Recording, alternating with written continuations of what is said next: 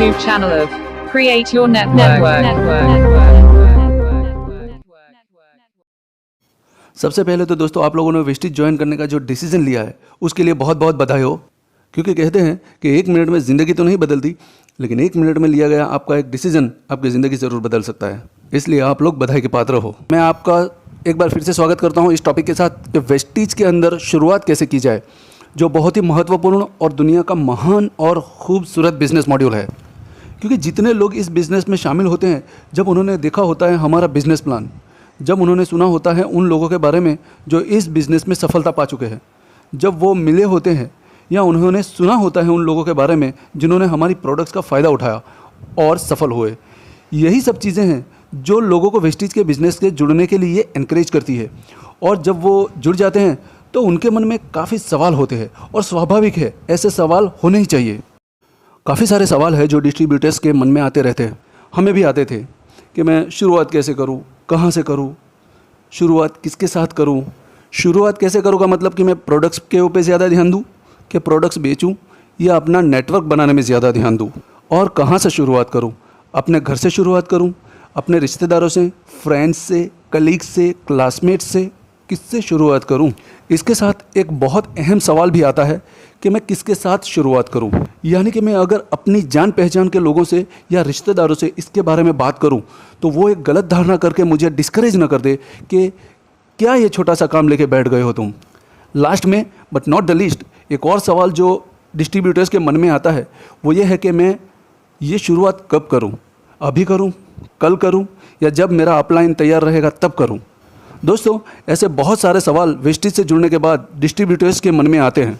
हम आपको बस इतना ही बताना चाहेंगे कि ये बिज़नेस कहीं पे भी, किसी से भी और किसी भी समय उस व्यक्ति के साथ कर सकते हो जिनको आप सोचते हो कि उनके अंदर क्षमता है। क्षमता किस चीज़ की? क्षमता हमारे प्रोडक्ट्स को यूज़ करने की और हमारे बिज़नेस से जुड़ने की। लेकिन इस बिज़नेस की शुरुआत तभी करनी चाहिए जब हम वेस्टिज एजुकेशन सिस्टम के 7 मूल सिद्धांत के शुरुआत कैसे की जाए उसको हम मास्टर कर लें। आपने ये पूरा ज्ञान पहले ले लेना है कि ये 7 कौन से स्टेप है जिनको आपने करना है। यहाँ पे मैं एक और बात बताना चाहूँगा जो बहुत ही महत्वपूर्ण है इस बिज़नेस में, कि अपने मन के अंदर कभी ये सोच मत रखना कि आप इस सिस्टम को फॉलो किए बिना अपने बिज़नेस में सफल हो सकते हो। जो आपको सिस्टमिक वे से सिखाया जाता है उनको अगर आप सही तरीके से फॉलो करोगे तो वेस्टिज का ये बिज़नेस लंबे समय तक चलेगा और आपको इतनी सफलता देगा कि आप सोच भी नहीं सकते। आज हम जो वीडियो लेकर आए हैं वो उन लोगों को तो हेल्प करेगी जो अभी अभी इस बिज़नेस में जुड़े हैं। उसके साथ साथ जो लोग इसमें जुड़े तो हुए हैं लेकिन अभी तक सफल नहीं हो पाए हैं या उनकी कोई टीम नहीं बनी है, उन लोगों को भी ये वीडियो बहुत हेल्प करने वाली है। पिछले वीडियो में हमने बताया था कि वेस्टिज ज्वाइन करने के बाद और वेस्टिज का काम शुरू करने से पहले आपने क्या करना है। अब इस वीडियो में हम बताएंगे कि वेस्टिज का काम शुरू कैसे किया जाए और ऐसे कौन से सिद्धांत हैं जो इस काम में आपको सफल बना सकते हैं। तो इन 7 सिद्धांतों की हम बात करेंगे इस वीडियो में। दोस्तों, ये जो 7 मूल सिद्धांत जो है वो अगर आप सीरियसली फॉलो कर लोगे या अपनी लाइफ में इम्प्लीमेंट कर लोगे तो आपकी सफलता 100% तय है। याद रहे, इस वीडियो में जो वेस्टिज बिजनेस के 7 सिद्धांत नहीं फॉलो करना है, हमें एक्स्ट्रा दिमाग लगाने की कोई ज़रूरत नहीं है। क्योंकि आगे जो लोग इस बिज़नेस में कामयाबी के शिखर पर बैठे हैं उन्होंने अपने करियर के सारे एक्सपीरियंस को यूज़ करके ये सिस्टम बनाया है। हमें सिर्फ फॉलो करना है ताकि उन्होंने जो गलतियाँ करी हैं वो हम न दोहराएं। और ये सिस्टम बहुत आसान है और कामयाब भी है। और हाँ, हमारे वेस्टिज कंपनी का जो नाम है वो भी कुछ इसी तरह से आया है। वेस्टिज का मतलब होता है फुटस्टेप्स, यानी हिंदी में कहे तो नक्शे कदम पर चलना या पद चिन्ह पर चलना। यानी आगे वालों ने जो काम करके सफलता पाई है वही काम आपने करना है, एक्स्ट्रा कुछ करने की ज़रूरत नहीं। ठीक है दोस्तों, तो चलिए अब बताते हैं ये 7 मूल सिद्धांत कौन कौन से हैं। इसमें सबसे पहला जो सिद्धांत है वो है बी 100% प्रोडक्ट यूज़र। वेस्टिज की प्रोडक्ट्स का 100% यूज़ करना। आपको अपनी डे टू डे लाइफ में वेस्टिज के 100% प्रोडक्ट यूज़ करने हैं, क्योंकि ये कहने या भाषण देने का बिजनेस नहीं है बल्कि करने का बिजनेस है। ये बिजनेस आम बिजनेस से बिल्कुल अलग है। वेस्टिज के पास सुबह से शाम तक यूज़ होने वाली डेली एसेंशियल्स जैसे टूथपेस्ट, शैम्पू, साबुन, hair oil, face wash, cooking oil, चाय पत्ती etcetera, health care products, agri products और बहुत सारी प्रोडक्ट्स का ज़खीरा है।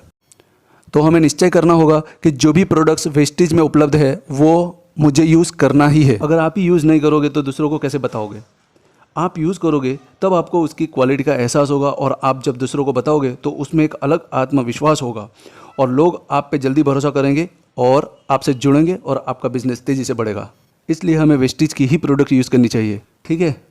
दूसरा सिद्धांत है talk with people about the products, यानी प्रोडक्ट्स के बारे में लोगों से बात करो। जब आप इन प्रोडक्ट्स को यूज़ करने लगोगे तो इन प्रोडक्ट्स के बारे में लोगों से भी बात करिए, जैसे कि फैमिली के लोग, रिलेटिव्स, फ्रेंड्स, कलीग्स, हमारे आसपास के लोग और आप जहाँ रहते हैं वहाँ की सोसाइटी के लोग।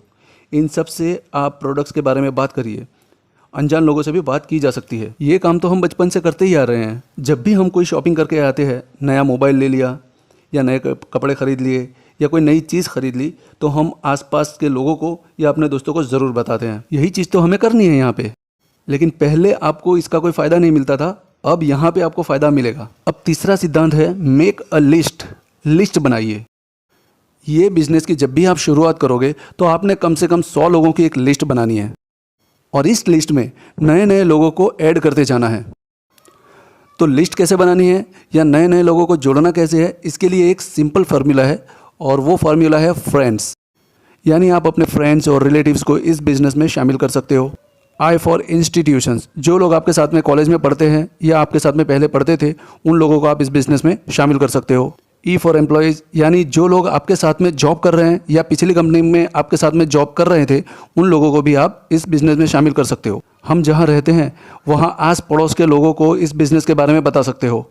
डी फॉर ड्रीमर्स, यानी जिन लोगों के सपने बड़े होते हैं या वो ज़िंदगी में कुछ बड़ा करना चाहते हैं, वैसे लोगों को आप ये बिज़नेस दिखा सकते हो। और आखिर में आता है स्ट्रेंजर्स, यानी आप कहीं बाहर हो या बस में हो, फ्लाइट में हो, ट्रेन में हो या कहीं पब्लिक प्लेस में हो, तो आपके आसपास में जो भी स्ट्रेंजर्स होते हैं उन लोगों को भी ये प्लान दिखाया जा सकता है। लिस्ट बनाते समय आपने कोई भी बायस नहीं रखना है, यानी हमें अंतर्यामी नहीं बन जाना है कि फला आदमी वेस्टेज करेगा या नहीं करेगा।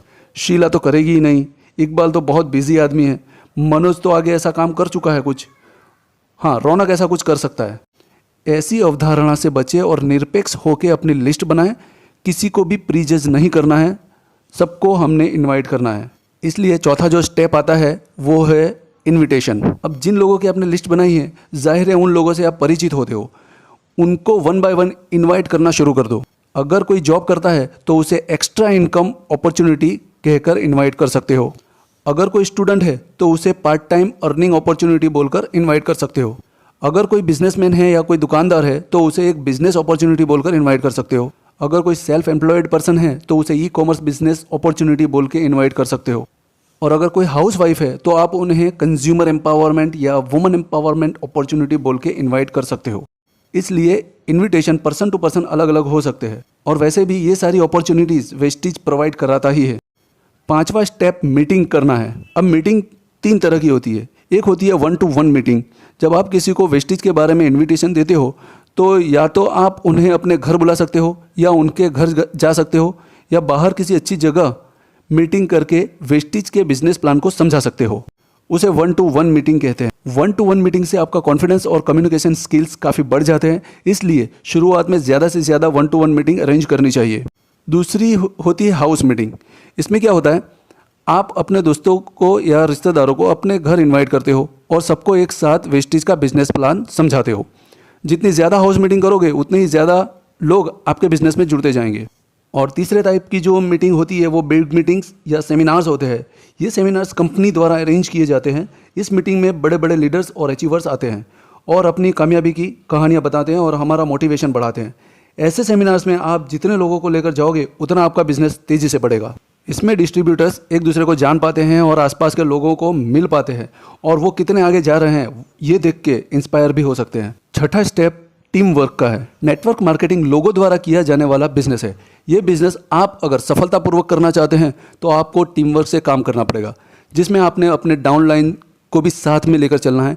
इनको कोई समस्या आए तो हर तरह से उसका समाधान करना है और अपलाइन से भी आपने अच्छा बॉन्ड बना के काम करना है। अपनी टीम के साथ हमेशा संपर्क में रहिए और हर रोज़ किसी न किसी से बात करते रहिए।